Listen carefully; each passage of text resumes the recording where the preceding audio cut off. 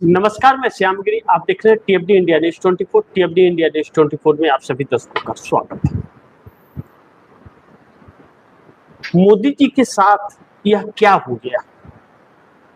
25 साल का कैरियर खत्म हो गया या खत्म हो जाएगा? बड़ी महत्वपूर्ण है कि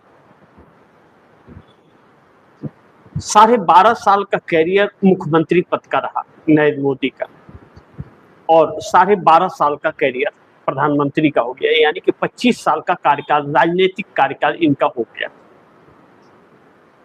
उधर गोधरा कांड बहुत महत्वपूर्ण रहा उड़ीसा का, और माफ कीजिएगा गुजरात का गोधरा कांड बहुत महत्वपूर्ण रहा। और गोधरा कांड की सुनवाई फिर सुप्रीम कोर्ट में शुरू हो गई, और दूसरा चुनाव आयोग का। बाकी के सारी चीजें छोड़ देते, एक पिछले कर्म और एक मौजूदा कर्म। पिछला में गोधरा कांड आ गया जो फिर से उभर रहा है, और मौजूदा में चुनाव आयोग का कांड। सुप्रीम कोर्ट हाथ में है तो गोधरा कांड में कुछ फैसला सुना देगा वैसा, और इंसाफ मिल जाएगा किसी को, इसकी उम्मीद तो हम कर नहीं सकते, और उम्मीद करनी भी नहीं चाहिए, क्योंकि उम्मीद करें और उम्मीद टूटेगी तो फिर बड़ी मुश्किल होगी संभाल पाना।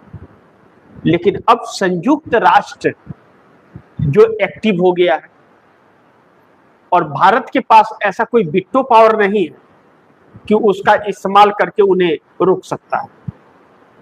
और अमेरिका के पास विटो पावर है तो ट्रंप मोदी के लिए इस्तेमाल करेंगे नहीं, बल्कि एक कानून ला रहे हैं कि रसिया से अगर नरेंद्र मोदी ने तेल खरीदा तो 500% टैरिफ लगेंगे भारत पर। ईरान से अगर तेल खरीदा तो 500% टैरिफ लगेंगे भारत पर। अब नरेंद्र मोदी इसका सामना कैसे करेंगे वह तो वही जानते हैं, लेकिन 25 सालों के अंदर जो विदेशी दौरे पर नरेंद्र मोदी को बैंड लग गया था, वह बैंड हटा प्रधानमंत्री बनने के बाद, और प्रधानमंत्री की कुर्सी से हटेंगे तो फिर वह बैंड चालू हो जाएगा। जो रोक उनके ऊपर था विदेशी यात्राओं के लिए, फिर उन्हें नहीं मिलेगा, वीजा नहीं मिलेगा।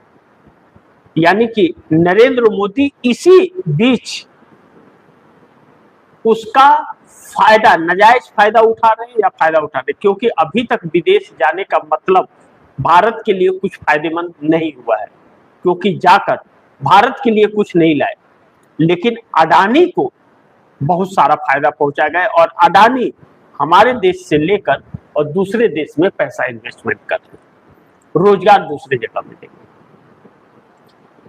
अब ऐसे में चुनाव आयोग को लेकर के सरगर्मियां तेज हैं।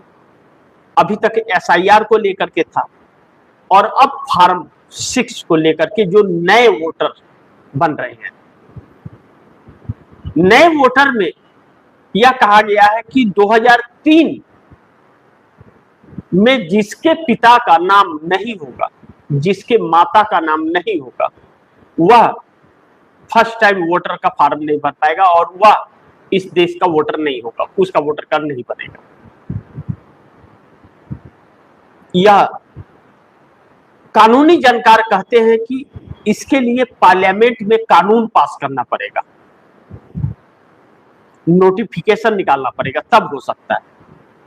तो ज्ञानेश कुमार ने किससे पूछ करके किया है? यानी कि पूरे देश को लाइन में ही लगे रहना पड़ेगा हमेशा, जब से आए हैं शुरू तो है ही लाइन में लगना, और अब भी। लेकिन लाइन में लगने से ज्यादा चिंता की बात है कि लोगों की नागरिकता और अधिकार छीने जा रहे हैं। यूएन की रिपोर्ट में जो बहुत विस्तार से यह कहा गया, बंगाल के चुनाव का जिक्र किया गया, और नंदीग्राम का उसमें खास तौर पर जिक्र हुआ कि 95% मुस्लिम के वोट काट दिए गए। आप दर्शकों को एक बार फिर मैं वह बताना चाहूंगा कि आखिर यूएन के तरफ से रिपोर्ट क्या है। द हिंदू की एक विशेष रिपोर्ट के अनुसार संयुक्त राष्ट्र के 3 विशेष दूतों ने भारत के आयोग, मुख्य चुनाव आयोग, इलेक्शन कमीशन ऑफ इंडिया द्वारा चलाए जा रहे विशेष गहन संशोधन SIR कार्यक्रम को लेकर गंभीर चिंता व्यक्त की है।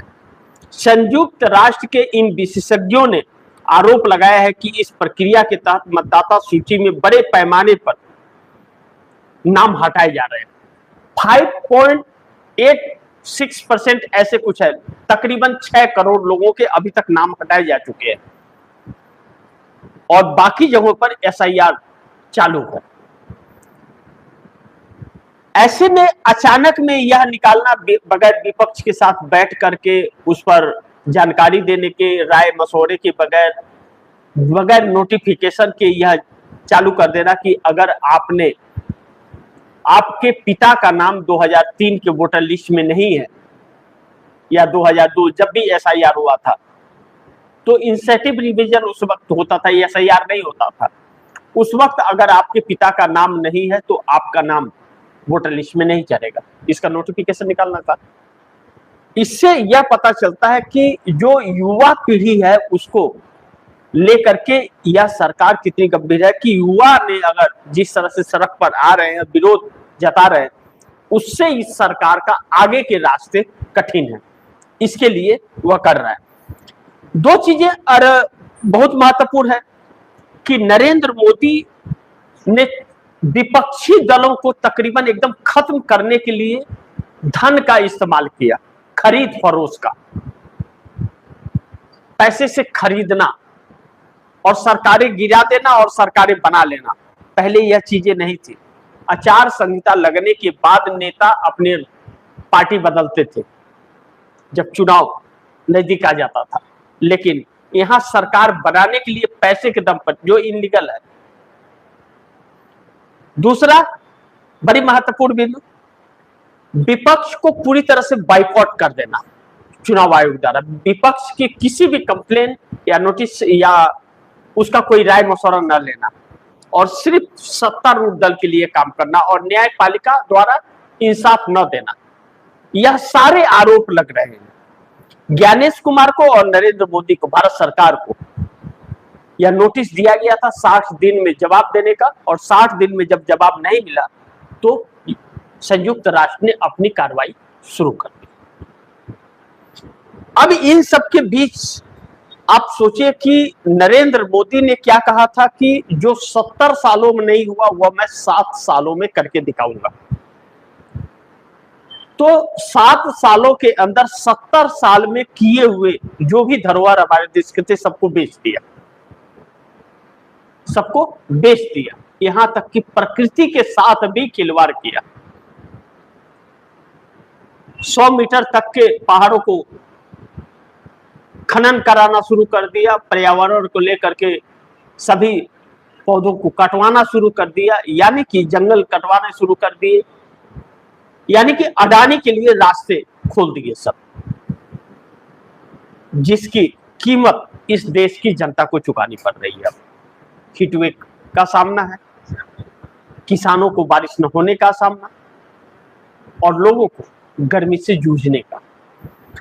इन सब के बीच जो नरेंद्र मोदी एक इतिहास बनाना चाहते थे, पंडित जवाहरलाल नेहरू के रिकॉर्ड को तोड़ना चाहते थे कि हम इतने दिन प्रधानमंत्री हम भी रहे, उससे ज्यादा दिन, उससे ज्यादा तो रह नहीं पाए, न तो रह पाएंगे, क्योंकि मैं उस रिपोर्ट के अनुसार सरकारी आंकड़े आप दर्शकों को बताऊं अगर, तो जो पंडित नेहरू थे प्रधानमंत्री और मोदी प्रधानमंत्री है, इसमें बहुत फर्क है। पंडित नेहरू 4399 दिन पूरे नेहरू का रिकॉर्ड तो मोदी ने तोड़ दिया, लेकिन पंडित नेहरू थे 6131 दिन प्रधानमंत्री थे, रेगुलर, लगातार, जिसमें जवाहरलाल नेहरू 15 अगस्त 1947 से 13 मई 1952 तक 1732 दिन प्रधानमंत्री के तौर पर नियुक्त थे, देश ने उन्हें प्रधानमंत्री बनाया था। और दूसरा कार्यकाल 13 मई 1952 से 27 मई 1964 तक 4398 दिन निर्वाचित, यानी कि चुनाव से जीत करके थे। तो नरेंद्र मोदी को तो एक दिन भी नहीं कोई रहने देगा। तो 6131 दिन लगातार प्रधानमंत्री थे पंडित नेहरू, और नरेंद्र मोदी ने तो अभी पहला रिकॉर्ड तोड़ा है 4399 का।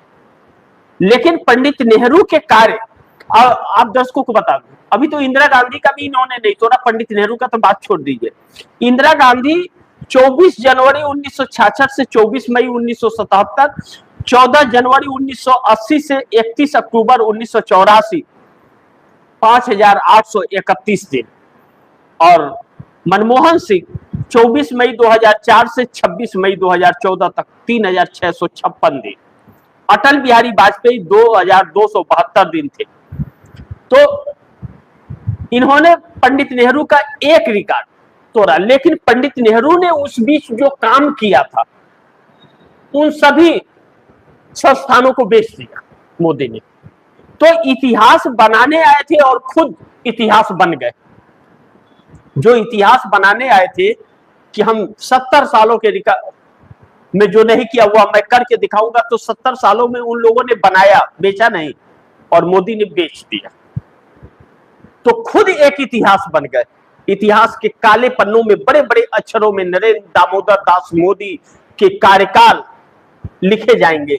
4399 दिन कैसे पूरे किए, कैसे लोगों को वोट डालने से वंचित कर दिया, यह सब कुछ लिखे जाएंगे उसमें। अब ऐसे में अगर यूएन ने एक्शन ले लिया तो, और जिस तरह से परिस्थितियां बन रही हैं और युवाओं के साथ, भविष्य के साथ अब खिलवाड़ किया जा रहा है, अब युवाओं को वोटर लिस्ट से हटाया जा रहा है, तो इससे जो देश की जनता आएगी तो मोदी का तो कैरियर 25 साल का एक झटके में खत्म हो गया। इतिहास के पन्नों में थे या काले पन्नों में दर्ज हो गए। क्या मोदी ने सोचा था कि 25 साल का कैरियर एक झटके में खत्म हो जाएगा? मुंह चुरा के भागना पड़ेगा, विदेशी मीडिया इनके ऊपर थूकेगी, जहां भी जा रहे बदनाम करा करके आ रहे। विदेशी मीडिया भी अब विदेशों में भी प्रचलित हो गए फ्रंट पेज पर कि प्रेस कॉन्फ्रेंस नहीं करते, जवाब नहीं देते, इवेंट बाज है, और कोई भी एक पुरस्कार इनको दो, भागे भागे दौड़े चले आएंगे। यह सब आरोप लग रहे हैं ना। यही इतिहास बनाने आए थे क्या नरेंद्र मोदी? तो इतिहास तो नहीं बनाए, लेकिन नरेंद्र मोदी इतिहास बन गए। काले दिनों के रूप में इनको याद करेंगे लोग, और अपने बच्चों को लोग कहेंगे, क्या मोदी बनना चाहते हो? क्या मोदी बनोगे? क्या मोदी हो क्या? या इतिहास के पन्नों में इनके जाएंगे, या इस तरह से हो इनके साथ। तो यह दिन भी देखने बाकी थे कि ऐसा भी कोई प्रधानमंत्री आएगा जो सबको खत्म करके अपने ही रहना चाहता है। देश से कोई मतलब नहीं है, लोग लाचार हैं, बेरोजगार हैं, बहन बेटियों की इज्जत के साथ खिलवाड़ हो रहा है, कुछ नहीं, खुद एक इतिहास बन गए हैं।